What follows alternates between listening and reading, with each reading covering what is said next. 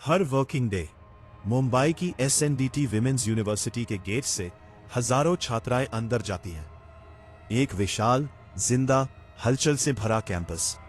चारों तरफ भीड़, ट्रैफिक, शहर की आवाजें।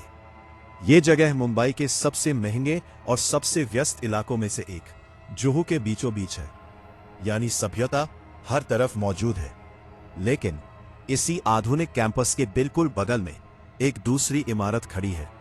पुरानी, टूटी हुई, सालों से बंद, जिसकी दीवारों को बेलों ने पूरी तरह निगल लिया है।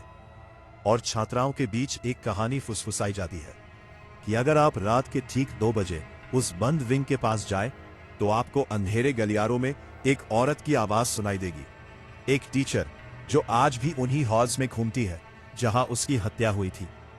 20 साल का रोहन इन सब बातों को बकवास मानता था।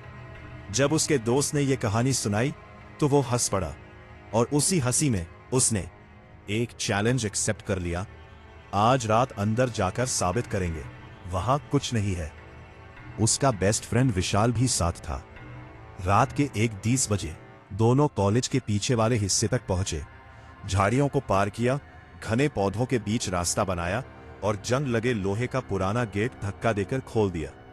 हाथ में फ्लैशलाइट, दिल में ओवर कॉन्फिडेंस। उन्हें लगा था बस एक बेवकूफ अफवाह का सच सामने लाना है। लेकिन उन्हें नहीं पता था कि जिस शहर की लॉजिक वो पीछे छोड़कर आए हैं वो इस गेट के अंदर काम नहीं करती। जैसे ही दोनों अंदर घुसे, मुंबई की सारी आवाजें गायब हो गए। ना ट्रैफिक, ना हॉर्न, ना दूर की हलचल, बस घना सन्नाटा। और चारों तरफ जाले, इतने पुराने जैसे सालों से कोई अंदर आया ही ना हो। फिर अचानक सन्नाटा टूटा। हे गलियारे के अंत से एक औरत की आवाज सुनाई दी, शांत, स्पष्ट। वो पहाड़े पड़ रही थी। 2 दूनी 4, 2 तिया 6। दोनों एक दूसरे को देखने लगे और धीरे धीरे उस आवाज की तरफ बढ़ने लगे।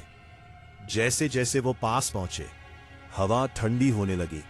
इतनी ठंडी जैसे किसी खुले फ्रीजर के सामने खड़े हों। आवाज एक क्लासरूम से आ रही थी। रोहन ने खुद को तैयार किया और अंदर कदम रखा। कमरा पूरी तरह खाली, कुछ टूटी हुई लकड़ी की कुर्सियां, एक धूल भरा ब्लैक बोर्ड, बस इतना ही। अचानक वही आवाज फिर गूंजी, लेकिन अब पहले से ज्यादा तेज, ज्यादा अग्रेसिव। और उसी पल एक जोरदार थप्पड़ की आवाज, फिर बच्चों के जोर जोर से रोने की आवाज। नो डर से जम गए। तभी ब्लैक बोर्ड के पास पड़ा चौक अपने आप हवा में उठा और बोर्ड पर तेजी से लिखने लगा। दोनों ने कांपते हुए देखा। शब्द बन रहे थे, मुझे यहां मारा गया और मुझे बदला चाहिए। अब यह सिर्फ पुरानी गूंज नहीं थी, यह सीधे उनसे बात कर रही थी। दोनों चीखते हुए भागे, सड़े हुए गलियारों में अंधाधुंध दौड़ते हुए। अंधेरे में एक दूसरे का हाथ छूट गया। रोहन अकेला पीछे वाले गेट से बाहर निकला, सांसें तेज, दिल बेकाबू। तभी उसने ऊपर देखा। पहले मंजिल की खिड़की में विशाल था। ताज पीट रहा था, रो रहा था, मदद मांग रहा था। रोहन उसे छोड़ नहीं सकता था। डर के बावजूद वो वापस अंदर भागा, सीढ़ियां चढ़ा और क्लासरूम का दरवाजा लात मारकर खोला। विशाल जमीन पर पड़ा था। उसकी आंखें डर से फटी हुई थी और उसका मुंह लगातार वही पहाड़े दोहरा रहा था। 2 दूनी 4, 2 तिया 6।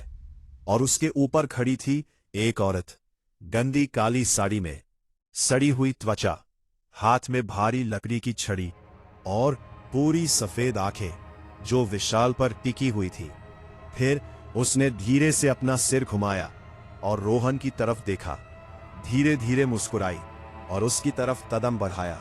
रोहन चीख पड़ा, पीछे हटते हुए भागा, लेकिन अंधेरे में उसका पैर फिसल गया और वो कंक्रीट की सीढ़ियों से लुढ़कता चला गया। फिर सब कुछ काला हो गया। घंटों बाद रोहन की आंख खुली। आल के अपार्टमेंट में, सिर में भयानक दर्द, लेकिन जिंदा। उसे लगा किसी तरह वो विशाल को बचाने में कामयाब हो गया। उसने पूरी कहानी सुनानी शुरू की, लेकिन विशाल ने तुरंत रोक दिया, क्योंकि उसकी कहानी बिल्कुल उल्टी थी। विशाल के मुताबिक वो पहले बाहर निकला था और उसने ऊपर खिड़की में रोहन को देखा था, जो अंदर फंसा हुआ था, कांच पीट रहा था, मदद मांग रहा था। डर के मारे विशाल ने 2 और दोस्तों को बुलाया और तीनों अंदर गए, जहां उन्होंने रोहन को सीढ़ियों पर बेहोश पाया, जबकि पूरी इमारत में बच्चों के रोने की आवाज गूंज रही थी। यानी दोनों एक ही रात, एक ही जगह, लेकिन 2 अलग अलग हकीकतें जी रहे थे। क्या वो इमारत अपने शिकार को अलग अलग भ्रम दिखाती है? क्या वो आपकी सबसे बड़ी डर को इस्तेमाल करके आपको रियलिटी से काट देती है? आज भी एसएनडीटी कॉलेज पूरी तरह चालू है।